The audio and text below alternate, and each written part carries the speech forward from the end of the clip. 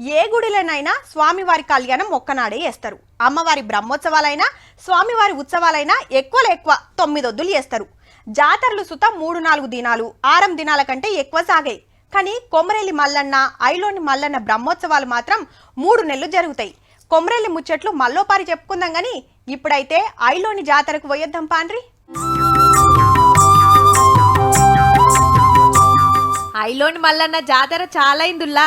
స్వామికి ఒగ్గు పూజారులు పెద్ద పూజలు చేసినాక శనారం నుంచే భక్తులు పోయి మొక్కులు పెడుతున్నారు.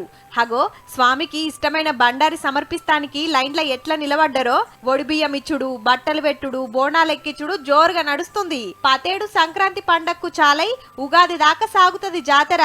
ఇక పండుగ నాడు ఇంకింత జోరుంటది. సంక్రాంతి రోజు స్వామివారికి విశేషమైన మహాన్యాస రుద్రాభిషేకాలు జరుగుతూ ఉంటాయి. మళ్ళీ సంక్రాంతి రోజు నైటు బండ్లు తిరుగుతూ ఉంటాయి. సంక్రాంతి నాడు రాత్రి ప్రభబండ్లు తిప్పుతుంటే మా సంబరం అనిపిస్తది. ఇక మల్లన్నకు మొక్కులు పెడతానికి ఏరే రాష్ట్రానికి వెళ్ళి సుత వస్తుంటారు. ప్రతి ఇయర్ మన మల్లికార్జున స్వామి టెంపుల్ కు మేము యాదవులందరం ఇక్కడ విచ్చేయడం, అన్ని కులాల్లో ఇక్కడ విచ్చేయడం జరుగుతుంది. అన్ని గుళ్ళల్లా కుంకుమ బొట్టు పెడితే ఐలోనిలా మాత్రం బండారినే బొట్టు లెక్క పెడుతుంటారు. హగో గీ అమ్మకు మల్లన్న ఊనిండు.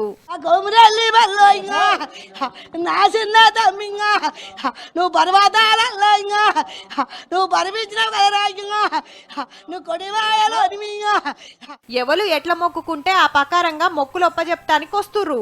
భువనగిరి నుంచి వస్తున్నామండి. మేము అక్కడ నుంచే స్వామికి మొక్కుబడిగా పసుపు బండారిచ్చుకుంటాం. ఒడి బియ్యం కానీ బోనాలు చేయడం కానీ మేము భోగికి ఖచ్చితంగా రావాలి ప్రతి సంవత్సరం. ఈ అమ్మకు సుత దేవుడు ఊనంగానే అయ్యగారు బండారు పెట్టి ఈపులా ఒక్కటి జరిసిండు.